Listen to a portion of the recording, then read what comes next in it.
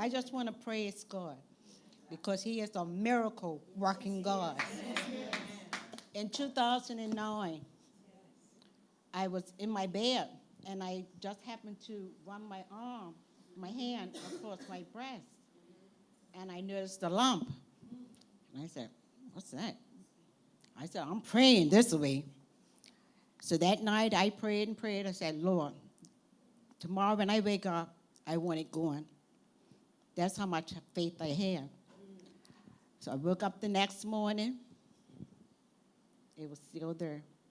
God said, you have to go through. It's a process. I need you to go through. I said, okay, Lord.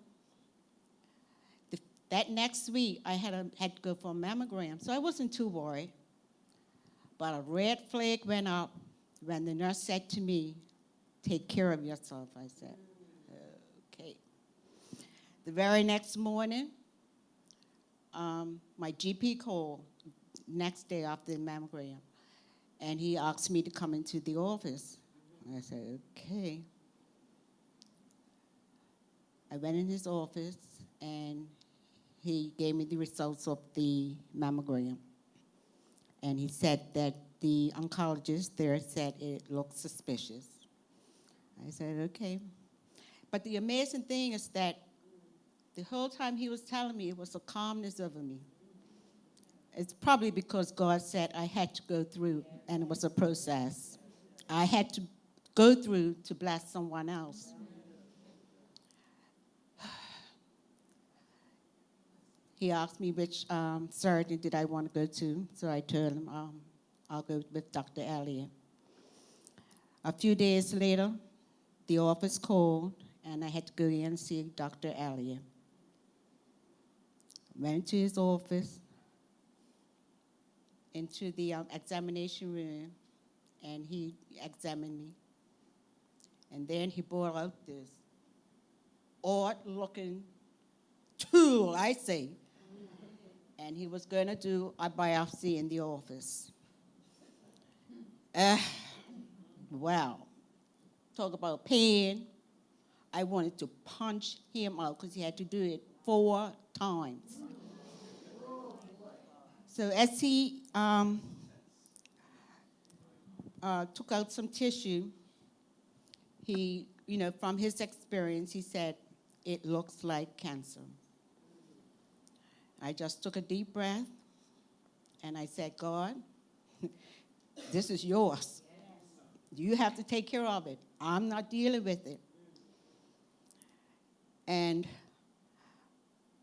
he was telling me the different treatments that I would have to go through. He was going to send the tissue for further testing, but from what he saw, he said I will have to go through chemo and radiation. Like I said, when he was telling me, I was the same, because my mom had been through breast cancer. And I said, well, I'm going to take on the same mindset that she had. So I went home, and I had a meltdown. I said, why, Lord? But you said I have to go through. I'll go through. I told my family, and I was calm about telling them, like it was nothing. A few days later, Dr. Elliott's office called. This was in July. August, he called and said they had set up for surgery. I had to have a lumpectomy. I went in, had the lumpectomy. It was an outpatient procedure. And he came back and said that it was a stage 1 cancer. I was cool about it, I wasn't really upset. In October, I had to go start my chemo. And the oncologist said, you're going to have 36 doses of chemo. I said, Lordy. So my first one I had, it was 2 hours I had to sit, and they put this poison into my body. That weekend, I went in, I think it was a Friday. That weekend, I was sick. It was a process that I was going through. Every week I had to go and have chemo. That following January, I had to go to Boston, Dana-Farber, to have radiation. So they combined the radiation. The whole time I was out there was 6 weeks. So they combined the radiation and the chemo together. It was a process, like I said. But God was with me the whole time. He never left me, never left me. In Dr. Elliott's office, I handed over to him, and he never left me. So anyway, I started the radiation, and that was every day for 6 weeks. My family was there with me, thank God, because at times I really did need to have my family and friends there with me. Because you get weak, your mind gives in, and you have your bad days. But I have to be so thankful for my husband and my daughter, because they were there with me.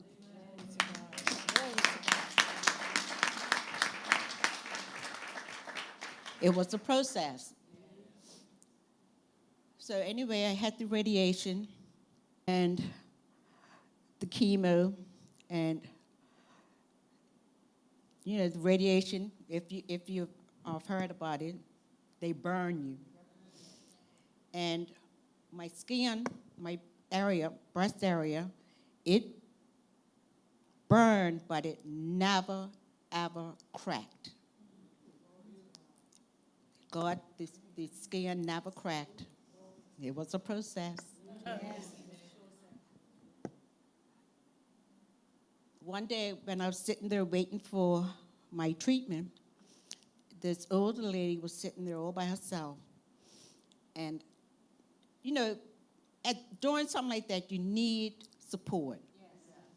And she was there by herself. And I went to her and I said, you don't have anybody with you? She said, no. So she said her husband was back home. He had had a heart attack. And that very day, her daughter was in hospital having surgery. So there was no one there with her. So I said, well, do you mind if I stay here with you until you go in? She said, no. So we got talking, and she had breast cancer as well. And just when she went in, she thanked me. She said, you have been an encouragement to me. She said, I felt so alone. And like I said, you need support. So I was thankful. I said, thank you, God. It's a process, right? So at the end of my radiation, or the 6 weeks, I was having chemo this day. And I was up in a corner, hidden in a way. And this man walked across, and he just happened to turn back towards me. And he kept walking. And he came back, he says to me, I had to come back to you. He said, you have such a glow over you. You have the Spirit of God over you. I just chuckled and said, yeah, it's all this radiation you're feeding me with that's making me glow. But I knew it was God's, because he had brought me through. The whole time I was out there, I mean, I had to question myself. I said, God, am I really going through treatment? Because when I would look at the other patients, burnt skin, cracked skin, in pain, and God just knocked me upside the head and said, didn't you hand this over to me? That's right. Didn't you hand this? I said, yes, I did, Lord. It's a process. So anyway, he came over to me and he just said, I'm late for a meeting, but I had to come back to you and introduce myself. He said, you have such a glow over you. The Spirit of God is over you. And I thanked him. And I told him, yes, I'm a Christian. I told him, that I was from Bermuda, blah, blah, blah. So I was telling my family's out in the waiting room, and that this was my last lot of treatment. I'll be going home the next day. I didn't know, but he went out and looked for my husband and my daughter. And he just had to tell them, your wife is blessed. She has the Spirit of God over her. It's a process. Let me go back a little further. When I was having the surgery with Dr. Elliott, when I was laying on the table, I said to him, Dr. Elliott, I'm a Christian. Let God use your hands to perform the surgery. He chuckled. I didn't chuckle. I was serious. Let God use your hands to perform the surgery. So, as I said, after the treatment, we came home the next day, and I still had to continue with my chemo. At that time, I was breezing through. The sickness was just about gone. I mean, I still would get sick, but not to the extent as it was in the beginning. And you would go for your treatment. I had to have, my heart had to be checked. I had to have blood work every month, and then it went every 3 months, 6 months, and every year. After the year, I had to take Arimidex, which was a tablet that I had to take for 5 years. And the oncologist said to me at the end of my year, he says, you are still in remission. I looked at him, I said, remission? I said, I am healed. I said, it's all been a process. I'm not going through this anymore. I am healed. And I believe, like I said, it was a process. Because a few years later, my sister was diagnosed with breast cancer. And I was there for her to support my sister, who was not a Christian. You have to go through to tell the story so you can know what you're talking about and help that one that needs it. So anyway, I supported my sister. I was in the States for 4 months, encouraging her, supporting her, telling her, what she had to go through and whatnot. She was bitter, and I kept telling her, you got to change your mindset, change your mindset. As the mind thinketh, the body reacts. You got to put good thoughts in your mind. It was a hard battle because my sister was, she was tough now. But family and friends kept with her, talked with her. My cousin Valma would always be there talking to her. But she wouldn't give in. She would not give in to God. And as time went on, more, she got cancer in the bones, cancer in the lungs. It just progressed. And I kept telling her, Donna, give in. Give in to God. Give in. Healing, you will get healing. But it wasn't until the end where she did give her heart to the Lord. I went into the Agape house, and I prayed the sinner's prayer with her. She was so weak, and she did acknowledge me. The very next day, my cousin Valma went, and she confirmed that Donna had given her heart over to the Lord. So it was a process that I went through. Yes. And I continue today to encourage people.